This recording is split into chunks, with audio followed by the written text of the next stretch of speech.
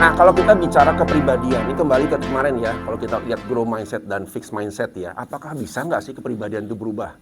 Karena banyak juga kalau saya konseling di kantor tuh orang yang merasa bahwa, Pak saya kok gini-gini aja sih orangnya, Pak saya kok nggak berani ini sih, Pak kok saya takut ini gitu kan ya. Jadi prinsipnya, kenapa genetik itu, saya nggak tahu Bu Madi jelaskan ya, genetik itu, gen ya, itu pengaruhnya hanya 20%. Ya, ini bisa dilihat dari mana? Kalau dari DSC, contohnya yang paling kelihatan itu faktor genetik adalah extrovert, introvert. Itu paling dasar ya. Jadi kalau kita sudah jadi orang introvert, walaupun bisa kelihatan seakan-akan saya orang extrovert, tapi asli introvertnya nggak bisa hilang karena itu genetik.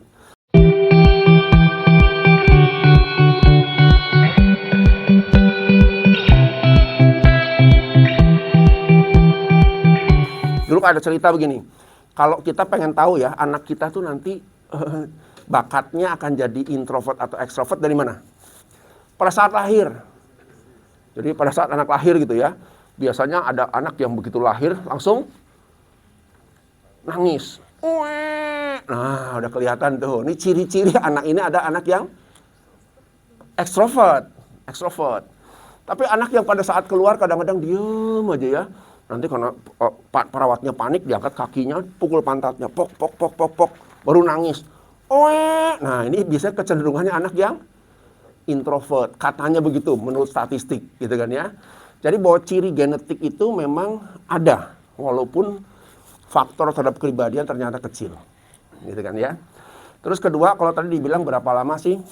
Ya tentunya kalau pengalamannya ada pengalaman yang traumatis ya, pengalaman yang sangat ekstrim, itu biasanya membuat orang jadi kuat pribadiannya. Sehingga, ini contoh ya, saya punya teman juga satu ya, dia mungkin orang tuanya sangat keras, ya. Bahwa waktu kecil tuh nggak boleh nonton TV, nggak boleh main game dan sebagainya gitu ya.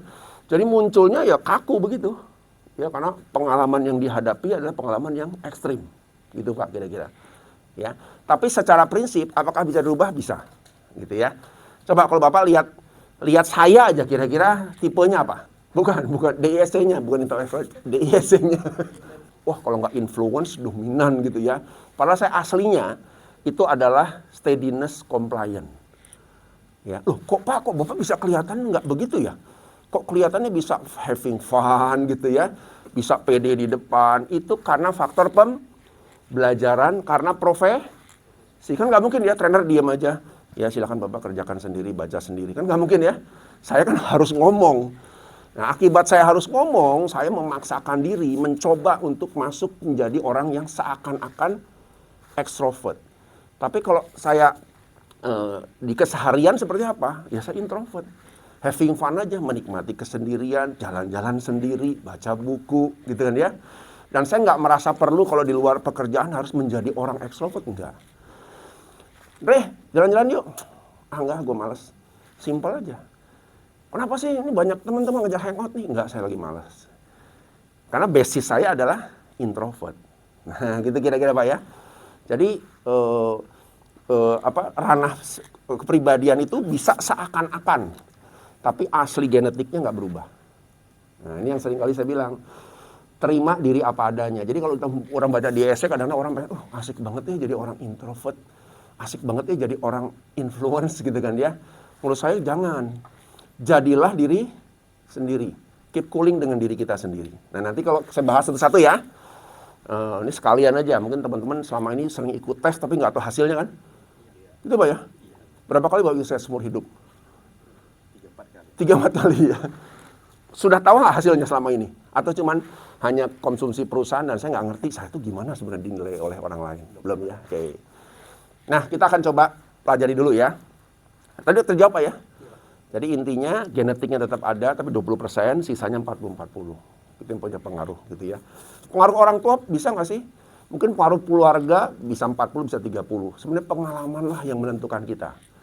Jadi kalau teman-teman masuk dalam industri yang misalnya perbankan, mungkin gayanya kita akan berubah. Kalau perbankan kan lebih service ya. Mungkin gaya orang service gimana sih? Gitu kan ya. Tapi kalau masuk industri perkebunan beda lagi. Kalau masuk head office beda lagi. Jadi kita itu sebenarnya beradaptasi dengan berbagai macam situasi. Dan